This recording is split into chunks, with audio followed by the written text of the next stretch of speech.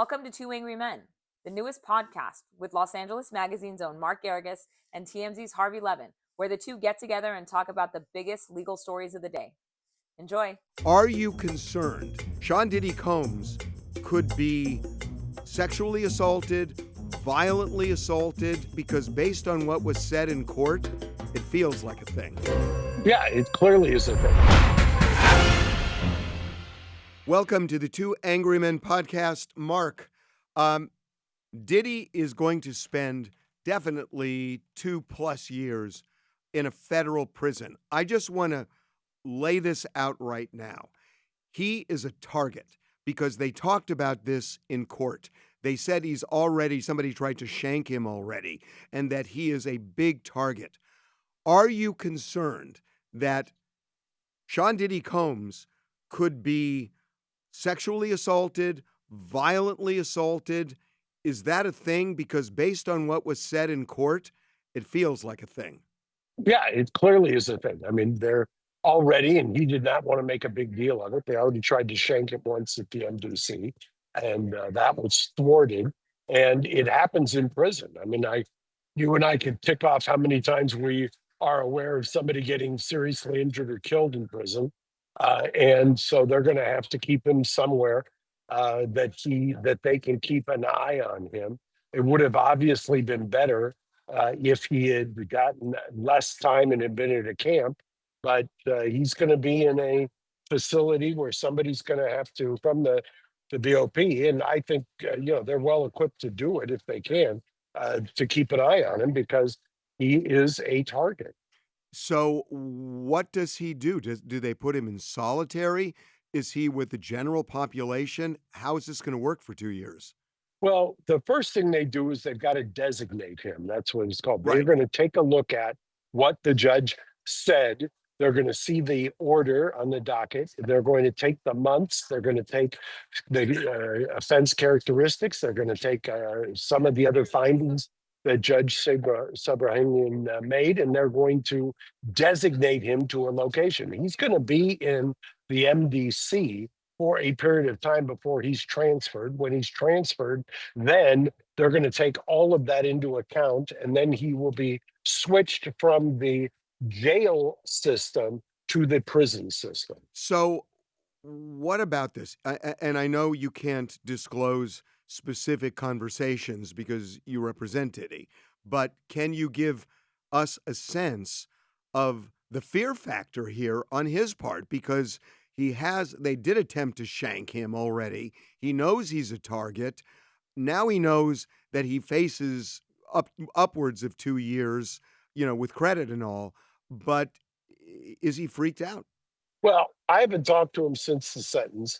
I know in talking to him for innumerable times that, I would not say he's operating from a place of fear, although he was during the trial, as all defendants are, fearful. Nobody goes into a trial. Anybody who tells you they're not afraid when they're in trial is just lying through their teeth. But I think post-trial, he's acquitted himself well and was preparing himself for this. Obviously, I've got a lot to say about the sentence, but in terms of the fear factor, I think it's going to set in. I think over the next week, you're going to see him make some moves. And when I say make some moves, there's things you can do to try to figure out where and what you should do in terms of housing. So the judge gave him 50 months. And 5-0. 5-0. And where he served 13, and when you look at the 15% credit, it's going to be 2 years and change that he's going to actually have to serve. I got to ask you something about something that happened in court today, and we talked a lot about this on the live stream, and I couldn't believe my ears that Diddy booked a speech for Monday. When I heard that, I thought, when the prosecution said hubris, it's like, oh yeah, the judge is going to let me out. It's no big deal. It was shocking to me that he would do something like that. It just seemed as tone deaf as just about anything I've heard in a long, long time. It's interesting. There's been there's been a lot of things, and obviously because I'm involved, I don't want to second guess. I don't want to lay blame. I might do that next week. But a lot of times you find that people in these situations and high profile people make decisions that aren't the best. And I think amongst them, I know that they tried to clean it up in courtroom afterwards. Who knows the real backstory here? All I know is that I think he is earnest, he being Sean, about wanting to better himself. I think the prosecution's kind of gambit, if you will, by asking for 135 months, basically just between 11 and 12 years, that has this effect of having the brain look to the midpoint. If somebody's at 14 and somebody's at 135, your brain automatically goes to the midpoint. And so there is that tendency that if you go so over the top, that you're going to get a sentence that exceeds, in my opinion, where he should have been. Well, It's also, I thought he was going to go higher than he did. yeah, I will tell you this. When I set kind of my internal over and under at 39 months going into this, and I thought there's a lot of reasons RDAP program, First Step program, given the Mann Act comparisons, why 39 months as being the high end of one of the guidelines made a lot of sense, low end or kind of mid range of one of the others. I thought when His Honor came out and said that he went through the machinations of adopting the probation office's 70 to 80, whatever, that to me said, oh, this is 39's out the window. He's going over 39 months. Well, so I've respectfully lost all the bets with people who took the over 39. Well, and also what he said was, I am going to consider all the violence in the testimony. And when I heard that, because the defense position was he was acquitted on the charges directly involving violence, so the judge shouldn't consider it. And the judge said from the jump, I am going to consider it.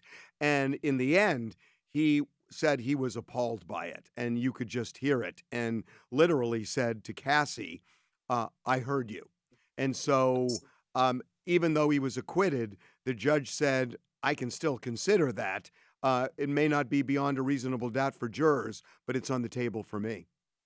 And what he did was, and the argument was that it's what's called acquitted conduct, meaning there was conduct that he was acquitted of. And the judge said he wasn't going to basically go into that kind of whole line of cases, but he was going to consider it as a factor. And he did consider it obviously as a factor. And he said he was going to send a message, basically deterrence effect. I always think of my father whenever a judge says, I want to send a message. My father used to say, shows you how old I am. If you want to send a message, use Western Union. But judges do want to send messages in high profile cases. Anybody who says high profile cases, celebrity cases, you get a break. You don't get a break, because if this were somebody else who had rolled the dice, so to speak, who had bet their livelihood and all of his assets on the RICO, all of the life sentence on the sex trafficking, and won, instead of the government getting kind of an obstruction or all kinds of other tax tip and service charge, my opinion and what normally happens is the judge would say, well, you took your best shot, government, and you took a swing, you lost, and I'm not going to let you indulge in being a sore loser. In this case, I think what he did was he said, I'm finding the guidelines 70 through 80, whatever. So now you could argue and go on appeal if he sentenced within the guidelines that he miscalculated them. But what he did was, and I was telling one of my partners as he did that, I said, you watch, he can be intellectually diabolical. The way to insulate this sentence and this appeal is to come substantially under the guidelines that he's accepted of probation, but hammer him nonetheless. And that's exactly what he did. I- You come in at 50 to 60, it insulates the appeal. Yep. And that leads me to what I thought he was going to do as a Hail Mary. So indulge me for a minute. That Please. when Diddy said he wanted to speak, which I knew he would do. Well, you and I talked about it yesterday. I know. said, we talked about it off air yesterday. I I said to agree. you, he had to speak. So here's what I thought he was going to say, because at that point he knew he wasn't going to walk out of jail. He knew he was going to get time, and significant time. So here's what I thought he was going to say. Your Honor, and he does his whole apology and remorse and all of that, and he does it all. And then at the end he says this. Your Honor, respectfully, I would like to say that I now understand what President Trump was saying when he said that the Justice Department was weaponized against him, because I feel similarly. I feel like that's what happened to me, not with the Mann Act, but with all those other charges. And they went into my bedroom the way they tried to go into President Trump's bedroom, and it was wrong. And I thought that he would throw that Hail Mary to get a pardon. And Donald Trump, to me, loves flattery more than anything. And if he embraced him in that courtroom, I thought that was his best shot. And it didn't happen. Talk to me about that. People often, I think you are miscast in some quarters, not all quarters, but I don't think people understand what a brilliant tactician strategist you are. Because if he had done that, I might have kind of massaged the message. I think there are, and you've heard me talk about this, I think there's incredible similarities between Diddy's situation and the president's situation. I think not the least of which is the lead prosecutor, conspicuous by her absence today, Maureen Comey, was the one who prosecuted both Diddy and Epstein, and whose father was basically indicted at the kind of dispatch of the president. And there are similarities. They are both in New York. They both had, in my opinion, prosecutors who weaponized the criminal justice system against them. And by the way, as soon as Sean heard the fact that the judge was adopting the sentencing guidelines that we just talked about, as soon as that judge said, I'm going to overrule the objections, overrule the idea of that he's going to adopt any of the defense constitutional or due process objections. If I'm Sean Combs and I'm sitting in that courtroom, I would have just said, you know what? You're right. This guy, his honor is going to hammer me. I'm not walking out of here. I don't know whose harebrained scheme it was to book a speaking engagement or whatever for next week. I don't care what the speaking engagement was, unless it was something that was going to be remote or virtual. That isn't even something you should have been talking about. And I should have been appealing to the other judge of one who could do something for me is DJT. So why didn't it happen? Because look, we had a big argument about this on the live stream today.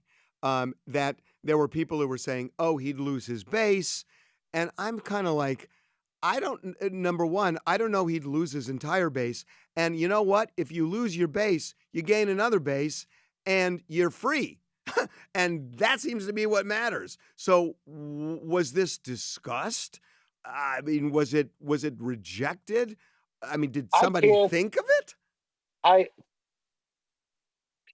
I can't get into any of that as work product. What I will tell you is, and I'm critiquing the team myself, I thought that the die was cast when his honor came out and overruled the objections. So at that point, you have to, I always say, my favorite word in the criminal law is fluidity. You cannot It's the Mike Tyson, who was a former client of mine, and Mike famously said, everybody's got a plan till they get punched in the nose. And when you get punched in the nose, you have to remain fluid. You've got to do something. And I'm not second guessing anybody, but uh, this was not the finest hour. Not hard to read between the lines. Was there a problem because there were too many lawyers in this case? Because I'm just thinking, when there's one, you use somebody who has great judgment, and there were plenty of people with good judgment, but this felt like a committee. And we talked about this at the beginning, and you kind of dismissed it and said, yeah, well, this happens a lot. But I'm thinking, you have one person saying, do it this way, do it this way. It's easier, it's clearer, and you take bolder moves than when it gets kind of watered down. And that's kind of what it felt like today for me. Look, I love everybody on the team, but I was insistent, to the extent I was listened to, which I think was quite a bit, that Mark and Tenny run the show, and Alexandra handle the appellate. Mark and Tenny should have run the sentencing, in my opinion, and I'll just leave it at that. So the appeal seems off the. Are they even going to bother appealing this? Oh, I think it's way too early to make that determination. I mean, you have to let it sit in. I will tell you, and by the way, 50 months, 50, leaves you open to a number of possibilities if you're Sean Combs. And he will be consulting with consultants, he'll be consulting with professionals who will give him the advice on that, who understand exactly the permutations. But for an appeal, I'm going to go back to the point I made and try to make it less esoteric. By giving him 50 months, by the judge sentencing him to 50 months, the appeal, I think, if I'm handicapping it, if somebody comes to me and says, Mark, what do you think about an appeal? It's not Sean Combs, it's somebody else. The judge found sentencing guidelines that were over 70, and the judge went under by 20.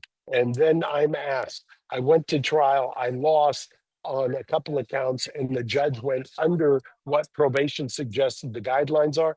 I would tell you that an appeal is incredibly, it's always a heavy lift. It just becomes a Herculean lift because of the way the judge did it. And by the way, I've said this a couple of times. This is not a judge who this job was a upgrade. He took a massive pay cut. He was an accomplished litigator. He has a pedigree that most law students would envy. And he's a very, very brilliant man. And if you don't think he thought this through and understands, no judge wants to get reversed. And this is about as insulated a sentence as you can get from an appeal. Having said that, on the Mann Act itself, he left some wiggle room open for the constitutionality of the Mann Act as applied. That's a separate grounds for appeal than the sentence itself. As far as the sentence itself, I just think that's a lift. That's a bridge too far. So a lot of defendants in his position would get a prison consultant. And I would think that you've gotten one for him already, that he's talked to them. And I would think he's talked to them. I want to go back to the safety issue that, Diddy, and the judge seemed to buy it. Diddy sexually brutalized these women. You may not say he did, and Diddy may not say he did, but the judge clearly believed it. So that puts an even bigger target on his back, to be sexually assaulted in prison, to be violently assaulted. So was this addressed by a prison consultant yet? Does he have one? Have they talked? Look, I talk to prison consultants, I want to say at least once a day for high profile and no profile clients. I think prison consultants are one of the essentials. Don't leave home without them, so to speak. Don't go to prison without one. And I say this because they tell you, and normally, I mean, you take somebody like Craig Rothfeld, who's one of the top two or three, if not the top. they understand it because they've lived it and they get it, and they know certain things that you just can't know having been on the outside. It would not um, surprise me if I, at a certain point, put another client of mine in touch with him just to give him some guidance as well, or another two clients, because there are things you have to do. You have to look forward. You can't look backwards. But Harvey, I hate to say it, but the reality is the only thing that's more at risk when you go to prison is a child murderer or child sexual predator. That's right. And so I don't feel I'm raising this crazy hypothetical when I No, say, it's not. It's not clickbait at all. You're having a discussion that's a very hard discussion that criminal defense lawyers have to have weekly, if not more often. so you talk to these prison consultants all the time. What would they say to a high profile person like this about avoiding sexual and other violent assaults? There's all kinds of things that, I mean, the first and foremost is, where do you get designated? That I can't emphasize enough, that before you do anything in terms of preparing yourself, you have got to take your best shot at designation. Now, you have some control over that. And when I say you, I'm talking about kind of the royal we, meaning the court, your lawyers can inform, can bring stuff to the attention of those who make the designation. You can send them material. You can try to point out things. But ultimately, at the end of the day, that's a decision that is made internally. They have their own protocol. They've got their own checklist, so to speak, and they're going to designate you at a spot. Now, you do have remedies if you get designated to some place you don't necessarily think you belong. I've had clients who have challenged that successfully, where they've been designated. They think it was because of a misnomer or a misclassification, and they've successfully done it. But sometimes be careful what you wish for. You get a little kind of what I call in LA parlance freeway therapy, where okay, you want to go someplace that's not as onerous. We're going to send you someplace where you've got no relative anywhere near you because you challenged us. I don't want to say it's punitive, but it's punitive. And so that is the next kind of effort that's going to be made, is to determine and to handle where the designation is. And I'll bet you TMZ breaks that news as to where the designation is, probably within minutes of when they make the designation. So let's say he is sent to a minimum security prison. Is he out of the woods when it comes to that kind of assault? If you're going, you and I talked about Ghislaine Maxwell, who went from the one place in Florida, which was a higher level, not a camp, and she was transferred after she did the interview with the couple day interview. She was transferred to a what they call a camp in Texas, which I'm familiar with. I've had other clients in. So a camp is generally one of the better places to be. And the reason for that is because a camp is basically, you get certain privileges. And if you step off of the line, so to speak, if you violate, if you do anything that is not uh, according to Hoyle, they will immediately send you someplace a lot more onerous. So that's why I say, in a long-winded answer to your question, yes, you've got to get designated somebody. I know he wants to be New York adjacent. If I'm Sean right now, I'm going to be angling for someplace like Lompoc satellite camp or something along those lines. But that still doesn't answer. Is he out of the woods when it comes to being sexually or in any way assaulted by being I, in a minimum security prison? when you say out of the woods, it greatly, it's, look, you're never, it's a prison. Anywhere you go is a prison. You always have to watch your back, literally. And if that's the case, you're never really out of the woods until you're released, or you go to a halfway house, or you get into one of the programs. But if you are in a camp or in a low level designation, your odds go down dramatically. I mean, you and I, there's no I just saw a buddy of mine didn't wake up, who's substantially younger than you and me over last weekend. So there's no guarantees you're going to wake up in the morning. So there's never any guarantee. But if he gets designated at what they call a satellite camp or one of the low security institutions, it's a lot safer for him. So he is used to calling the shots. And, I don't know how much you can talk about this because, I mean, he's your client. But I know that people who call the shots when suddenly others are calling them for you and you are suddenly a number rather than a king, that it's hard. Do you have any Yeah. concerns that he's going to have a really rough time following the straight and narrow while he's in prison? Well, I think he has, I've seen it personally. I think he has changed dramatically while in the jail, which is not a prison. I'll make that distinction. Pre-conviction, post-conviction, pre-conviction jail, post-conviction prison. So he has changed dramatically. However, there's always that tendency. It's in the personality. I mean, you're 55 years old like Sean, you're 60 some odd like me, 70 some odd like you. It's very hard to change old habits. And the judge kind of said that in as much today in a different context, but it holds true everywhere. You're going to have to fight against that urge. You're going to have to fight against it. Sean said something that I thought in his statement was that it was humbling, and clearly it is humbling. And I will tell you, Harvey, and you've seen it with a lot of the people that you've followed over the years, there's various avenues that you can take. There's various decisions you make when you're in custody.